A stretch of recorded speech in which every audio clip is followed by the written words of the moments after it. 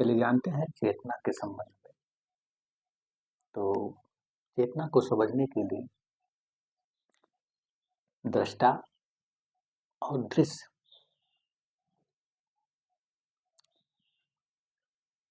तो दृष्टा और दृश्य के बीच जो सेतु है वो सिर्फ तुम्हारी दृष्टि का सेतु है।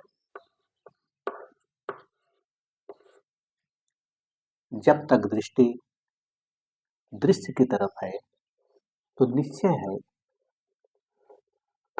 प्रपंच बना ही रहेगा।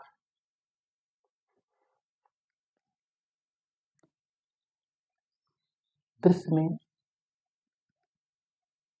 चेष्टा जितना रहेगा उतना ही भागना ही पड़ेगा, और दृष्टि जितना दृश्य में तल्लीन रहता है उतना ही देह दुख से भी गुजरेगा, वह सुख से भी गुजरेगा। मन कभी संदेह करेगा,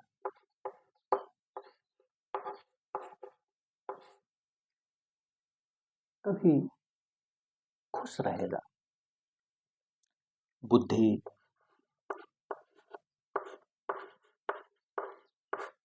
तर्क और विचार करेगा ही, क्योंकि बुद्धि का स्वभाव ही है तर्क और विचार करना। और जितना ही दृष्टि दृश्य की तरफ उलझा रहता है, क्योंकि दृष्टि जब दृश्य की तरफ है तो उलझन स्वाभाविक है, उलझना स्वाभाविक है। तब तुम्हें देख के सुख दुख, क्योंकि यही देह मन और बुद्धि ही की सवारी पर ही तुम सवार रहते हो। और जब तक इनका सवारी है तब तक तुम्हें तुम्हारे जीवन में दुख व सुख का लहर उठेगा ही, मन संदेह से गुजरेगा ही, बुद्धि तर्क और विचार करेगा ही। लेकिन जो बुद्धिमान है वे अपने ही तर्क और विचार से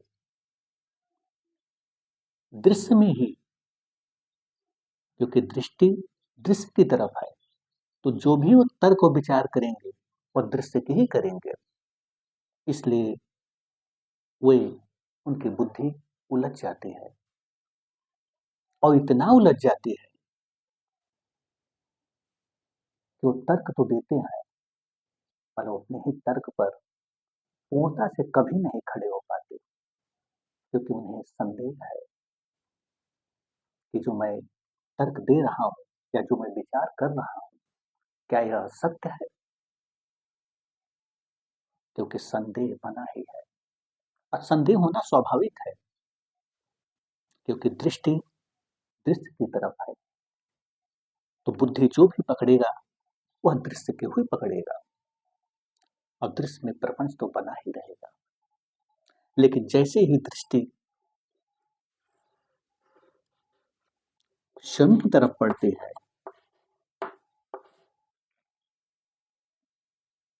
तो पहली दफा आप इस प्रपंच से उपराम होते हैं।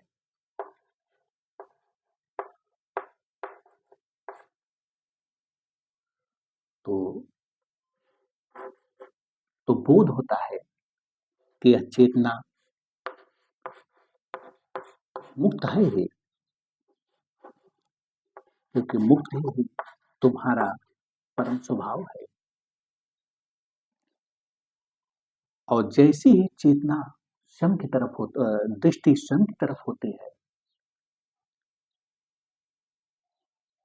दृश्य से उपराम होते हैं, वैसे ही आप फिर हो जाते हैं,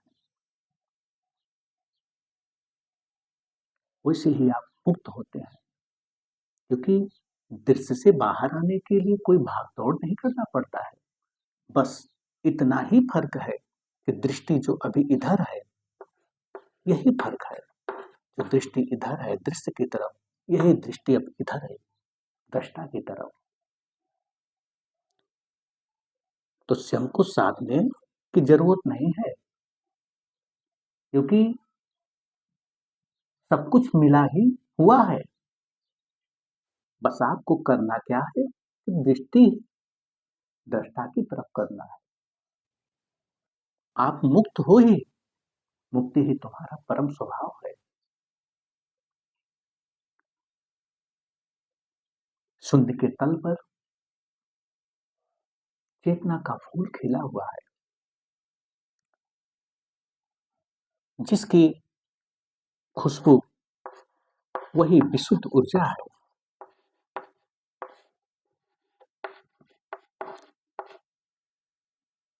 जो कण कण में मौजूद है। संपूर्ण अस्तित्व का मूल यही ऊर्जा है। और जैसे ही साधक को यह बोध होता है, तो फिर वह मौन हो जाता है, फिर वह कह नहीं पाता है कि हम मैं यह तू, क्योंकि वह हर भेद मिट जाता है। वह संपूर्ण से इतना तादात्म्य स्थापित हो जाता है कि फिर वह बचता ही नहीं, केवल शुद्धतम विशुद्ध ऊर्जा ही रह जाता है।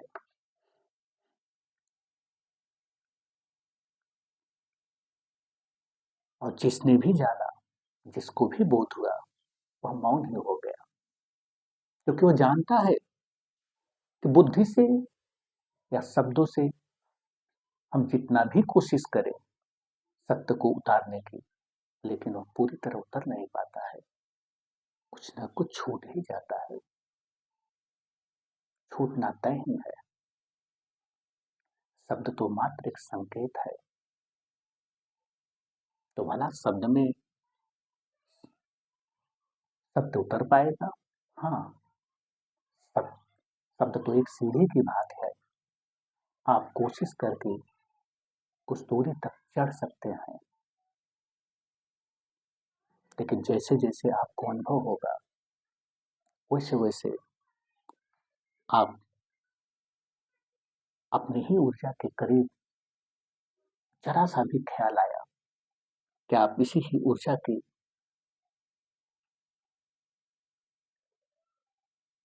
यही ऊर्जा ही आप में और बाहर हर जगह व्याप्त है, इसी का संपूर्ण अस्तित्व का मूल है। तो वैसे ही आप परम शांत को उपलब्ध होते हैं। और यह घटना जब भी घटेगा तो अभी घटेगा। अगर यह कोई सोचा कि बाद में हम कोशिश करके अनुभव करेंगे, तो फिर जीवन बीत जाएगा, कभी घटने वाला नहीं है। घटेगा तो अभी घटेगा, नहीं घटेगा तो फिर कभी नहीं घटेगा। इसलिए अपनी चेतना को तरफ मात्र दृष्टि ही करना है, और तुम्हें कुछ नहीं करना है, क्योंकि सारा खेल इस दृष्टि का ही है।